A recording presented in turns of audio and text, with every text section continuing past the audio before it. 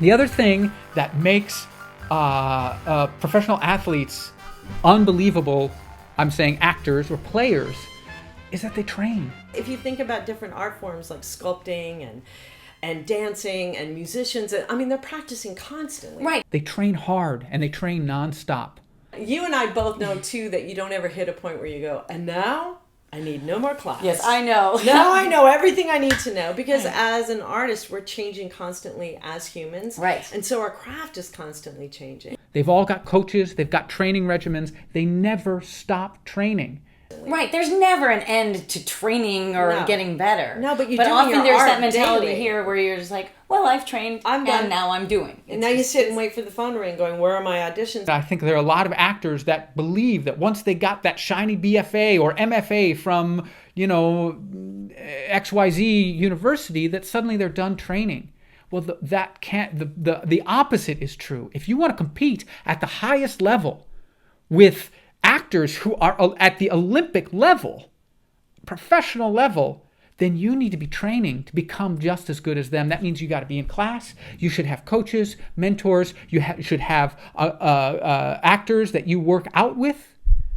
And you need to be performing. And if you're not booking gigs regularly, you need to find opportunities to do that so that you can hone your craft and become the best that you possibly can be. So if I'm not in a class, then I'm doing a play. Got it. I'm doing something constantly every single week. And you say, oh, well, Matt, I can't do that. I'm a starving artist. I'm trying to, I have got a day job that barely pays enough for me to pay rent. I know. I was a caterer for like 28 years.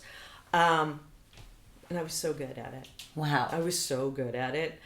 And, but I hated it so much. I didn't hate it, but I was miserable. You know what I mean? Because it was just like, I'm good at it, but it's wrong. It's not what I want to be doing. The creativity of it. There was my creative soul was slowly dying. Then I got into commercial casting. I did that for 13 years. Oh. And then I started acting in commercials, and then that was kind of the way I made my living for the last 15 years. Wow. That and voiceover, super fun, right? Nice. And that allowed me to do a lot of theater. So I've done like 25 plays in the last, 18 years. Perfect. 19 so then years. you didn't have to worry about whether they were a lucrative thing. You got to just do what you wanted to do. Yeah. So I was still catering though, and still doing that because the downtimes in between commercials is just, like an actor, a day job. But your day job is there for two reasons. One, to feed, clothe, and shelter you.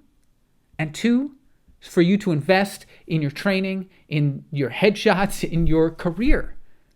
Because if you're not making those investments with your time, your energy, and yes, your finances, unfortunately, somebody else is. And they're getting better and better than you.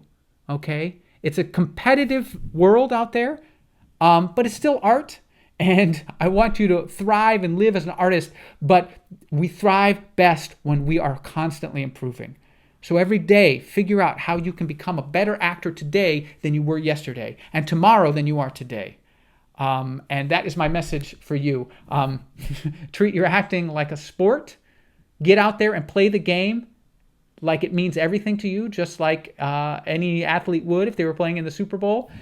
And get out there and train. Find coaches, find mentors, people that you trust that can help you get better. I've been teaching now is my day job. Nice. And that has been really exciting and rewarding just because I kind of feel like I'm not a master of acting and I would never tell anybody I was, but I have made every mistake in the book. And so I can literally look at somebody and go, oh, I've done that. Oh, yeah, I remember that. Oh, yeah, I know that. Or I still go through that. If you want to learn more about acting or have questions for me, feel free to reach out. Also, I've got a free video called 5 Secrets to Oscar-Worthy Performances, and we'll talk a little bit about what makes performances compelling, and I'll give you a few tips and thoughts about that. Again, this is Matt Toronto from Grad School of Acting, and break a leg.